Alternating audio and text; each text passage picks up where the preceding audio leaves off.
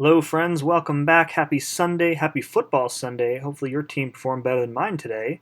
Today, we're taking on Alpha Empire Awakened, which is an interesting matchup. Two of our members actually came over from this alliance prior to last season. So, a little bit of a familiar opponent, I guess. Taking in Void, Namor, and Sparky today. Our first fight is a Void on Long Distance Relationship Special Lock 1. Going in with Namor here, and I am going to boost up mostly for health purposes. So I'm going to put on a health boost, a little attack boost, and then I think a combat regen. So this node, it's easy to get a weakness debuff on you from the long distance relationship node, but since it's void, that will actually degen you. And then if you don't miss your special one immediately when you get it, you're going to take degen from the power lock. With Void, with Namor, if I do have some of those debuffs on me, I can at least return some of the damage back to him when I'm attacking. And then Namor's Special 1 also has many hits to it, which gives me extra opportunities to kind of purify Void's debuffs. Other than that, I just have to be very cautious about evading the Special 1. One of the things when you're fighting Void is that the hit counter to purify debuff does not it doesn't remember how many hits you had if you get hit. So if you're at 9 hits and you get hit, your counter is reset to 0 and you have to hit him another 10 times to purify debuff. So it's really important that you don't get hit at all versus him. Punishing the S1 is a little bit tricky. Sometimes you go in, you'll see when I did it there, he dexes out of the way. But other than that, it's pretty much a typical Namor fight, and you can see I finished with mostly full health, so pretty happy with how that went. You also notice that Imperious Rex there triggered even though there was a Power Lock 1 node, so I got the Special 2 off and finished him off. Alright, we're up on the first mini-boss island. We've got a Sentinel here. This is on the left side, so it's Aggression Fury. Aggression Fury is really only a danger on a node where, a champion where they don't want to throw their specials, because the amount of block damage you're going to take when they have some Fury passes ramped up is pretty incredible. So you really want to try your best to bait out specials, hit into their block if you can, to kind of trick the AI into throwing a special. This Sentinel was pretty uncooperative, and I think eventually I get tired of trying to play chicken with him, and I just push him to his S2 a couple times. I'm comfortable evading both of them, so it's really just a matter of I don't want to put myself in a situation where he has 6, 7, 8, 9 Furies, hits into my block a couple times, or just one-shots me with a single hit if I screw up. So other than that, you see I've pretty much ignored the analysis charges. I really feel like it doesn't do much sense to try and keep his analysis low with Void. When his analysis is at max, it's hard to crit him, but Void doesn't really crit in the first place. All of his damage is based on his degen, which is direct damage, so I don't have to worry about the crit. I also don't really have to worry about the specials costing less power, because I want him to use the specials so that I can go in and punish them. This actually kind of works in my favor with the Aggression Fury node, I think. So you can see when I am needing to parry him, he doesn't have any Furies up, so I'm not really taking much damage here. So other than that, I didn't boost up, or my boost had fallen off from the Void fight, so I'm not really in danger of timing out here unless I make a huge mistake. Maybe in hindsight, another small attack boost would have shortened this fight just a little bit. But I fight Sentinels quite frequently in AQ, so I'm really used to Sentinel's attack pattern. I'm comfortable evading that S2, and even if I do miss the S2, Void is Incinerate immune, so the damage that I take will be not as much as it would against a normal champion. So 83 hits, not too shabby, and mini boss goes down. So we're going to move up into section 2 here. This is a 6-star duped Kingpin. My sympathies to this person. This is Recovery, Vigor, and Indomitable. So we're going to go in here with Namor. and we are going to boost up for this fight and then the next 2 fights on the path. And the next fight is a Havoc, so you can see I'm going to use another medium health boost, and then I'm going to use a medium champion boost, and I don't know that I go with a medium attack boost. I think I just settle for another small attack boost here. Come on. Oh, nope, I do go with a medium. Okay, so the thinking here is that this is really not for this fight, it's really for the next fight. This Kingpin fight is pretty standard. Whenever Vigor triggers, he's going to pretty much heal up to full.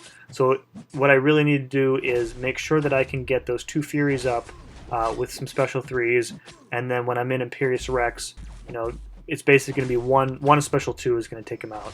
So you can see the Vigor node kicks in, and he heals up so fast and so much health. So it's really you have to rely on a champion with high burst damage, because Void in this fight is not going to work, since Kingpin will shrug off all of Void's debuffs. So, short of having somebody like Mysterio or Warlock who have passive heal blocks, you really need somebody who's going to deal a lot of damage in a short amount of time, and Namor is really good for that. So I'm triggering my first S3 here. I've got 28 stacks of Outrage, and I don't think Kingpin is at a special 1. So after this finishes, I can go in and bait out a heavy attack, go in with a double medium, and then immediately trigger my second S3 here. So he comes in, heavy attack, go in. Now I've got another S3 ready, trigger that. So this will give me the double Fury, which gives me, this is essentially Namor's damage ceiling. I spoke a little bit about this in the previous war vid, about how he gets this once per fight when played perfectly, but it does quite a bit of damage, so please don't nerf Namor, Kabam. Please don't. Alright, so I debated before I went in here for a few minutes on who to go in with. I think all 3 champs that I brought are really good counters. Namor bleeds on his medium attacks, and in general, bleeding Havoc is a very bad idea. And I didn't think that Sparky had the health pool to take this fight on Buffet, so I just decided to go in with Void. If I needed to tank a plasma detonation, then I could. Other than that, the strategy here is to bait out the heavy attacks, so when Havoc is charging a heavy, he will remove 2 plasma charges. I also need to mention that our opponents here are running the Crush tactic, so if I do happen to get, if I get hit by a special attack, it's going to do a ton of damage. If I block it, it's going to ignore like 80% of my block proficiency. So I've already had to tank 2 plasma detonations here, and this is exactly why I put on the medium health boost, the medium champion boosts. Void has, at least when he was released, he had one of the highest health pools, if not the highest in the game. I think there are a couple champions with larger pools now, but his high health pool along with the boosts are really, I think, why I went with him here. That and this being a buffet node. I'm sorry, not a buffet node. Buffet. It is a buffet node, but he can't be heal reversed. So maybe Namor could have done this. One thing I never got to test with Namor is if his hydrokinetic armor is able to send the plasma detonation back to Havoc. I've never gotten the timing just right, but so call in Sentry, and 3 plasma detonations later, Void's at 1/3 health, but he did finish the fight, and that was definitely the toughest fight on my path, so I'm pretty happy with how that turned out. Alright, so we're going to go in here to Sentinel as soon as Codex gets out of the way, and heal up Void. I'm still boosted, so I'm going to have to use a few more potions than I normally would. I go with 4 just in case I take a hit, or 2 or 3. This is a Buffet Sentinel, Empowered Immunity, which I don't care about, and then Best Defense, which I also don't care about. So, Buffet is really what I'm looking at here. As soon as I get Fear of the Void up, plus a couple debuffs, including a Petrify, Sentinel's just going to start to melt from my dexes. So that's really, we're just kind of playing this fight normally, and eventually Sentinel will pretty much just kill himself here. So, and after just fighting against the Sentinel Not long before this, I felt pretty confident that I could do this fight. So the other one, I guess, served as some sort of practice, if you will.